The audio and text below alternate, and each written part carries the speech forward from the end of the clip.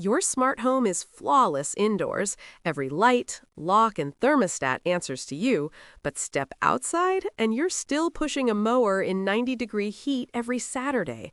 Autonomous yard tech promises to fix that, but here's the part they don't mention in the ads.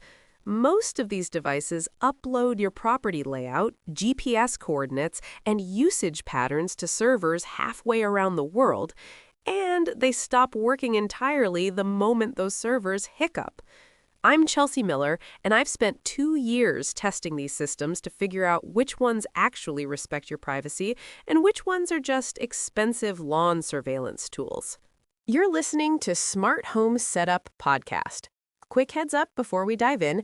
Everything you're about to hear is based on real research and testing done by actual humans, written by real authors, but this voice you're hearing is AI generated, so just so you know. If you've been listening for a while, thank you. It genuinely means something that you keep coming back. And if you're new here, welcome. Really glad you found the show. We drop new episodes every Monday, Wednesday, and Friday, so plenty to catch up on if you're into this stuff. Today, we're talking about autonomous yard equipment, the kind that promises to handle your lawn and irrigation without you lifting a finger, and more importantly, what data these things are quietly sending off your property. Let's jump in. You've spent years perfecting your indoor smart home, automating lights, thermostats, and security, but your yard still demands hours of manual labor every week. Autonomous yard landscaping tech promises to extend that same hands-off convenience outdoors. But here's what the manufacturers won't tell you up front.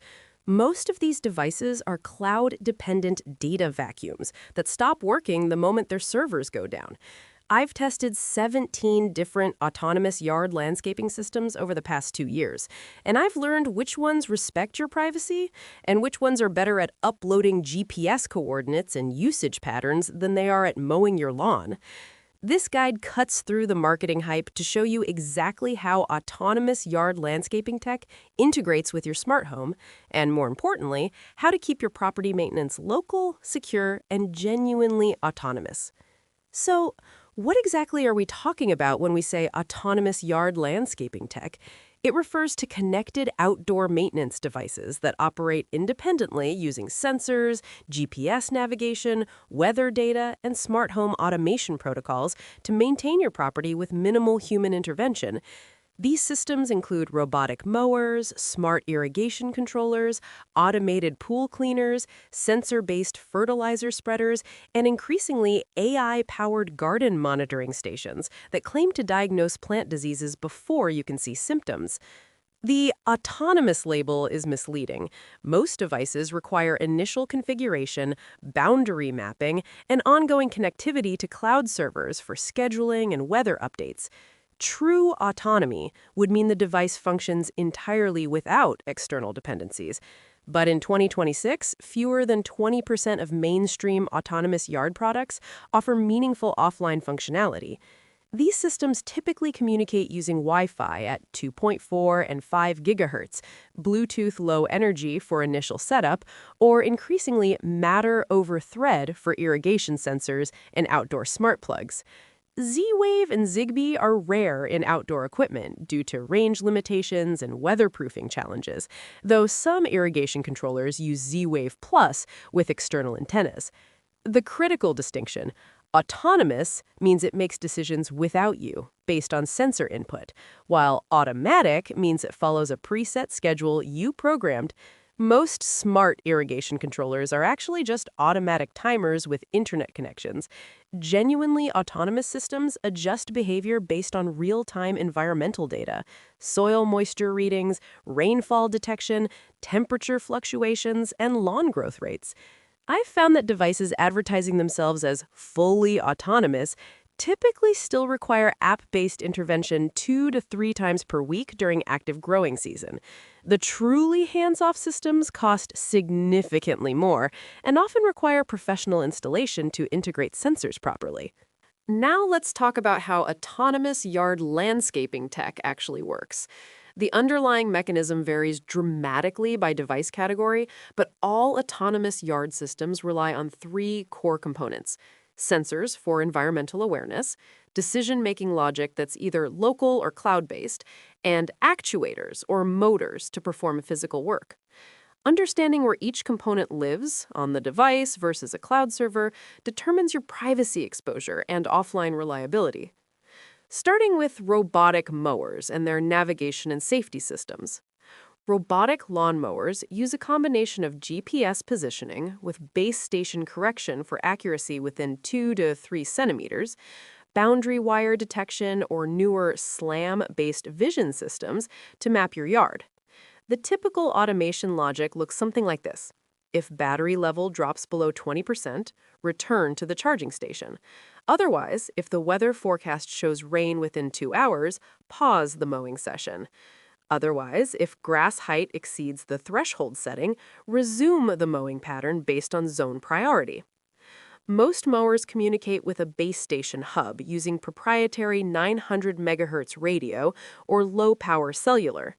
Integration with your smart home typically happens through a Wi-Fi bridge that connects the mower's control system to Home Assistant, SmartThings, or manufacturer cloud APIs.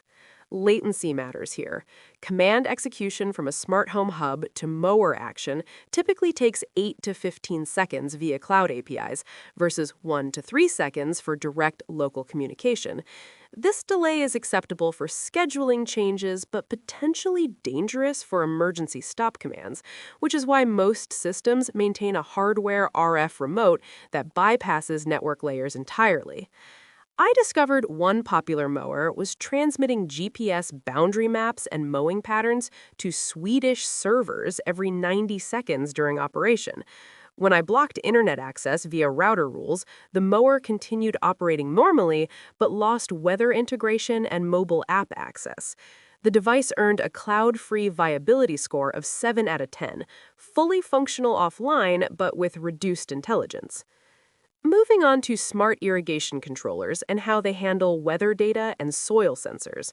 Controllers pull weather forecasts from NOAA APIs, local rain gauges, and optional soil moisture sensors to calculate precise watering schedules. The decision tree operates like this. If soil moisture sensor in Zone 1 reads below 35% and the precipitation forecast for the next 24 hours is 0, and the current time falls between allowable watering hours and the water restriction schedule doesn't indicate a ban day, then activate Zone 1 for a duration calculated from the evapotranspiration rate. Here's the protocol reality. Most smart irrigation controllers use Wi-Fi exclusively with no mesh network support. Soil moisture sensors connect via 915 MHz proprietary RF, or increasingly Thread for newer Matter-compatible systems. One popular controller requires constant cloud connectivity. If their servers go down or your internet drops, the system falls back to a basic weekly schedule you pre-program, but all weather intelligence disappears. Before buying any irrigation controller, verify it has a manual rain delay button and can operate in dumb timer mode without internet. Test this during setup. Don't discover 6 months later during a service outage that your system won't water at all without cloud access. When I monitored network traffic from one controller, it sent watering duration data, zone activation times, and weather query patterns to AWS servers every 2 to 3 minutes, even when no watering was occurring. There's no legitimate reason for that data frequency. Blocking internet access rendered the advanced scheduling completely useless. Cloud-free viability score? 3 out of 10. Let's talk about integration with smart home hubs. True integration means you can trigger automations based on yard equipment status. For example, if the robotic mower status equals active and the outdoor motion sensor triggers, then pause the mower, send a notification saying mower paused, motion detected in zone 3, wait 5 minutes, then resume the mower. This requires your mower to expose real-time status to your hub. Most manufacturers only provide cloud-to-cloud integrations through platforms like IFTTT or SmartThings Cloud, introducing 12 to 30-second latencies that make real-time safety automations unreliable. The few systems offering matter over thread integration, primarily newer irrigation sensors and outdoor smart plugs, can trigger automations with sub 2-second response times because communication stays entirely local. But as of early 2026, no major robotic mower supports matter directly. You're routing through vendor clouds. So, why does autonomous yard landscaping tech matter beyond the obvious convenience? The practical benefits are clear. You reclaim 4 to 8 hours per week during growing season, reduce water waste by 30 to 50% through precision irrigation, and maintain consistent lawn health without remembering to adjust sprinkler timers seasonally. But the strategic value for smart home builders is more nuanced. Outdoor devices expose more sensitive data than you'd expect. When your robotic mower maps your property, it creates a detailed survey of your yard layout, building locations, fence lines, and potential access points. Exactly the information a property crimes analyst would use for reconnaissance. When your irrigation controller logs activation times, it reveals occupancy patterns.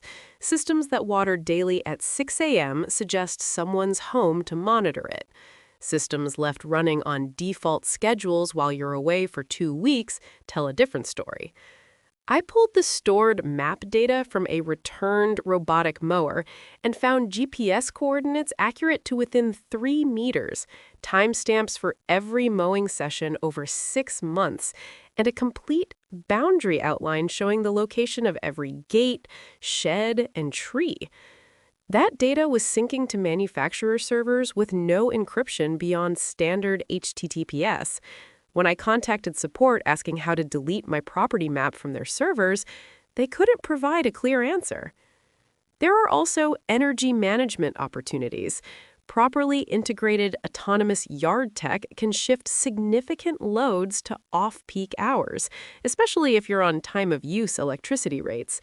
Running irrigation zones at 2 a.m. during lower-cost periods saves money, but only if your controller integrates with your smart home energy management system to pull rate schedules locally rather than phoning home for them. The interoperability problem is real. If you've built your indoor automation around Home Assistant with local Zigbee devices, don't expect your Wi-Fi-based yard equipment to integrate cleanly. You'll likely need to run parallel systems or accept cloud dependencies you've worked hard to eliminate elsewhere. This fragmentation matters because conditional automations like don't run sprinklers if rain sensor is active and outdoor motion detected in the last 10 minutes require all devices to communicate through a single controller with consistent latency. The rebelling against vendor lock-in crowd will appreciate this. Outdoor devices from different manufacturers need to coordinate. Your irrigation system should pause when your mower is active in that zone, but proprietary ecosystems prevent it. The few Matter 1.4 compatible devices I've tested allow exactly this kind of cross-brand coordination without routing through competing clouds. Now let's break down the types and variations of autonomous yard landscaping tech you'll encounter, starting with robotic mowing systems. Boundary wire systems use buried perimeter wire to define cutting areas. Reliable, but requires installation effort and vulnerable to wire breaks from digging. GPS-based systems eliminate boundary wires but require cellular connectivity and subscription fees for GPS correction data. Vision-based systems use cameras and AI to recognize grass versus non-grass areas. Impressive when working, but prone to failure in mixed landscaping. Response time comparison.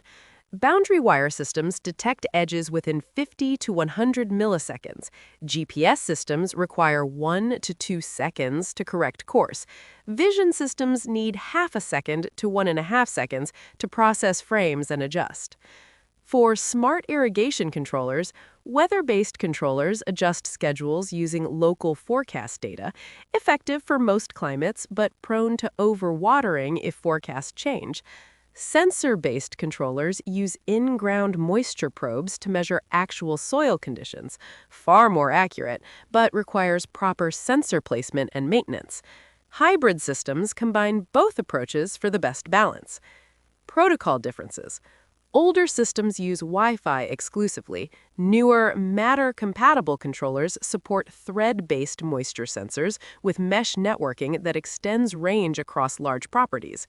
Thread sensors typically report every 15 to 30 minutes versus Wi-Fi sensors that poll every 1 to 2 hours to conserve battery. Automated pool maintenance rounds out the ecosystem. Robotic pool cleaners, chemical monitoring systems, and automated covers. Most operate independently, but can integrate with smart home systems for scheduling and energy optimization. Protocol reality. Nearly all pool equipment uses Wi-Fi or proprietary RF. I've never seen a Zigbee or Z-Wave pool device in the wild. There's also an emerging category, garden monitoring stations. These are sensor arrays that measure soil pH, nutrient levels, light intensity, and moisture to provide crop management recommendations. Most systems connect via Wi-Fi and integrate with Home Assistant through custom integrations that scrape manufacturer APIs. Not ideal, but functional. Let me address some frequently asked questions. Can autonomous yard equipment work completely offline without internet connectivity? Most systems can perform basic functions offline, but lose intelligent features. Robotic mowers typically continue operating on their last programmed schedule, but stop receiving weather updates or remote commands. Smart irrigation controllers fall back to fixed weekly schedules without access to forecast data or remote adjustments. To maximize offline functionality, choose systems with manual override controls, local sensor integration like Thread or proprietary RF rather than cloud-dependent Wi-Fi sensors, and clear documentation of fallback behaviors. Test offline operation during setup by disconnecting internet access temporarily and verifying all essential functions still work.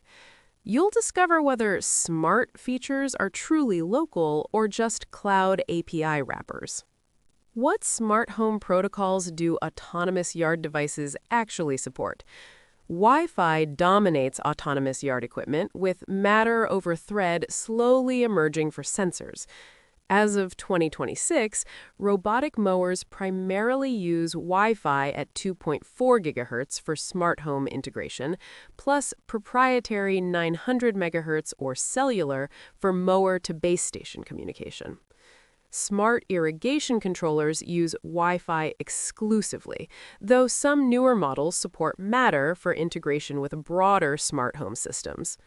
Soil moisture sensors and outdoor environmental monitors increasingly offer Thread connectivity with Matter compatibility, enabling local mesh networking without Wi-Fi range limitations. Zigbee and Z-Wave are essentially absent from outdoor autonomous equipment due to weatherproofing challenges and insufficient range for large properties. I've tested over 40 devices and found exactly 0 using these protocols natively, though you can sometimes add aftermarket Z-Wave switches to control power. How do you integrate robotic yard equipment with Home Assistant or other local-only smart home systems? Integration requires either official APIs, community-built custom components, or MQTT bridges depending on the manufacturer. For Home Assistant specifically, check the official integrations list first. Many popular brands have native integrations, though most rely on cloud polling rather than local communication. For unsupported devices, community developers often create custom integrations available through HACS, Home Assistant Community Store, that expose device status and controls as entities you can use in automations. The most privacy-respecting approach uses local API polling or MQTT brokers when manufacturers support it. This keeps communication on your network without routing through vendor clouds. Expect complexity. You'll likely need to enable developer access in the manufacturer app, generate API tokens, and troubleshoot authentication issues. What happens when autonomous yard equipment encounters unexpected obstacles or safety hazards? Behavior varies dramatically between devices. Test yours deliberately before assuming it's safe. Better robotic mowers use multi-layer safety systems. Bump sensors immediately stop blades when contact is detected, typically in 20 to 50 milliseconds. Tilt sensors shut down if the mower tips beyond 25 to 30 degrees, preventing blade exposure. And lift sensors stop blades within 200 milliseconds if wheels lose ground contact. Cheaper models may only stop forward movement while blades continue spinning, a significant safety gap. Smart irrigation systems generally lack active hazard detection entirely. They follow schedules unless you manually pause them, which is why integrating outdoor motion sensors with conditional logic matters. Always create manual override automations, like if outdoor camera detects person in irrigation zone, then immediately stop that zone, rather than trusting the system alone. Do autonomous lawnmowers and irrigation systems use enough power to impact electricity costs noticeably? Power consumption is minimal compared to HVAC or major appliances, but timing matters more than total usage. A typical robotic mower draws 50 to 150 watts while charging, usually 2 to 3 hours daily, adding roughly 3 to 5 kilowatt hours monthly. Negligible unless you're on expensive time of use rates and charging during peak periods. Smart irrigation controllers themselves use only 3 to 10 watts, but the zones they control draw substantial power. Each sprinkler zone pulls 200 to 600 watts while active, depending on valve count and pump requirements, potentially adding 30 to 80 kilowatt hours monthly during peak watering season. The energy-saving opportunity comes from precision scheduling that eliminates waste rather than reducing equipment consumption. A soil sensor-based system might cut total watering cycles by 40% compared to fixed timers, which translates to real savings. Now let me show you what your autonomous yard tech is actually transmitting. I spent 3 weeks monitoring network traffic from 6 popular autonomous landscaping systems using a dedicated VLAN with packet capture. Here's what I found. Robotic mowers, GPS coordinates transmitted every 60 to 120 seconds during operation, full property boundary maps uploaded weekly, mowing schedules and duration data logged constantly. One system attempted to connect to AWS servers in 3 countries, US, Germany, and Sweden, even though I'm located in the US. No explanation for why my lawnmower needs international server access. Smart irrigation controllers. Weather API queries every 5 to 15 minutes, which is reasonable, but also constant telemetry uploads, including zone activation logs, watering duration history, and aggregated monthly usage data. One system uploaded my watering schedule patterns in a format that clearly showed when I was traveling, 6-week gaps in manual schedule adjustments, correlated perfectly with vacation periods. Garden monitoring stations, continuous sensor readings uploaded every 2 to 5 minutes, even when values hadn't changed, plus photo captures from camera-equipped models sent to cloud servers for plant disease AI analysis, without clear disclosure. One system retained all sensor history on their servers indefinitely, with no user-accessible deletion tools. The pattern is consistent. Manufacturers collect far more data than necessary for device function, retain it indefinitely, and provide no meaningful transparency about how it's used or shared. When I blocked internet access, basic functions continued, but smart features failed immediately, proving the cloud dependency is about data collection, not technical necessity. So what are your privacy-first alternatives and configuration strategies? You have options if you want autonomous yard maintenance without feeding data to vendor clouds. Option 1. Accept cloud dependency but isolate network access. Place all yard equipment on a dedicated VLAN with firewall rules that only permit traffic to essential manufacturer servers. Whitelist specific IPs rather than allowing all outbound traffic. This lets devices function while preventing lateral movement to your indoor smart home network. Most routers can do this with VLANs and firewall rules. It's not perfect privacy, but it contains exposure. Option 2. Use dumb equipment with smart switches. Traditional sprinkler timers with manual schedules cost less and have zero cloud dependency.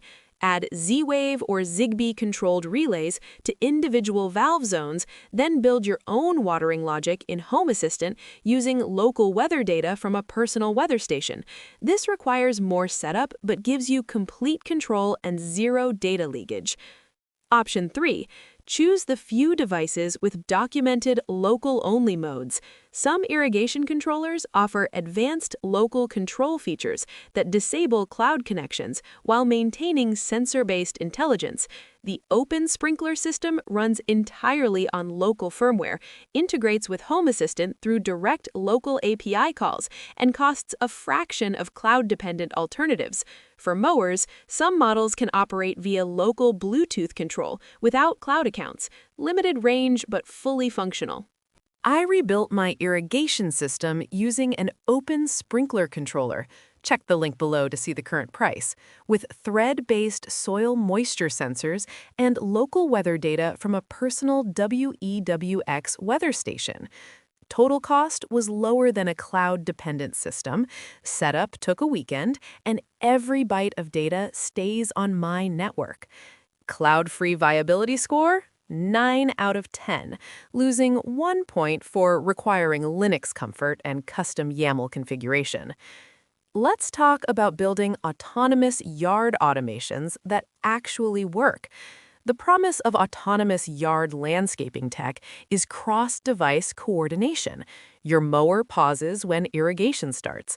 Your lights trigger when the mower approaches at dusk. Your pool cover closes when rain is forecast. Making this work requires understanding conditional logic and latency tolerances. Here's a real automation I use. Trigger. Outdoor motion sensor in Zone 2 changes state to on. Condition. Robotic mower location equals Zone 2, and time since motion cleared is less than 5 minutes. Action. Pause robotic mower. Send notification. Mower paused, motion in mowing zone. Wait 10 minutes, then if outdoor motion sensor in Zone 2 has been off for 5 minutes, resume the robotic mower, otherwise wait another 5 minutes and recheck. This requires your motion sensor and mower to communicate through the same hub with predictable latency. If your motion sensor is Zigbee connecting to Home Assistant, but your mower only talks to cloud APIs with 15-second delays, the mower might reach the person before the pause command executes. Here's the latency stack for a typical cloud-dependent setup. Motion sensor detects 0 milliseconds.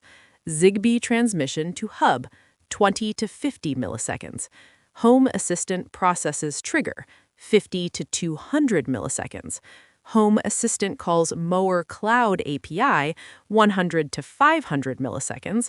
Cloud server routes to Mower base station 2 to 8 seconds. Mower receives and executes pause half a second to 2 seconds. Total 2.7 to 10.8 seconds. That's too slow for safety-critical automations. The solution? Use mowers with local API access or RF remote integration you can trigger via relay switches. Not elegant, but faster. For irrigation integration, the logic gets more complex because you need to consider multiple zones. Trigger. Schedule time equals 2 a.m.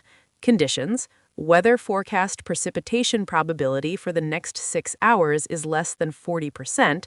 Soil moisture sensor in Zone 1 is below the 35% threshold, and no outdoor motion detected in the past 30 minutes. Actions. Activate irrigation Zone 1 for the calculated duration. Wait 15 minutes to let the zone complete, plus a buffer. Then, if soil moisture sensor in zone 2 is below the 35% threshold, activate irrigation zone 2 for the calculated duration, and log all activations to a local database. The trick is ensuring your soil sensors report frequently enough to make real-time decisions. If they only update hourly, you're not much better off than a fixed schedule. Thread-based sensors typically report every 15 to 30 minutes, which is acceptable. Wi-Fi sensors with hourly updates are useless for true automation. Let me summarize. Autonomous yard landscaping tech can genuinely reduce maintenance time and resource waste, but most systems come with unacceptable privacy trade-offs and cloud dependencies that undermine the autonomous promise. Before you buy, verify offline functionality, understand exactly what data the system collects, and confirm integration options with your existing smart home setup. Don't trust marketing claims. The best approach in 2026 combines carefully selected cloud-dependent devices isolated on separate network segments with DIY local control solutions for critical functions. Except that complete autonomy without any internet connectivity limits your options to niche products and custom builds. But those solutions often outperform expensive cloud-tied alternatives once properly configured. Your lawn doesn't need a data connection to AWS to grow properly. Choose systems that treat cloud connectivity as an optional enhancement rather than a functional requirement. Test fallback behaviors before you depend on them, and always maintain manual override capabilities. The yard work might be automated, but the decisions about your data should stay firmly under your control. That wraps up this episode of Smart Home Setup Podcast. Thanks for listening. New episodes come out every Monday, Wednesday, and Friday, so you've got a steady stream if you're working through a smart home project.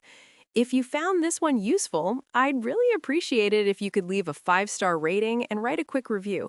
It actually makes a difference in helping other people find the show who are looking for this kind of privacy-focused smart home content. And go ahead and subscribe or follow so you get notified the second a new episode drops. Catch you next time.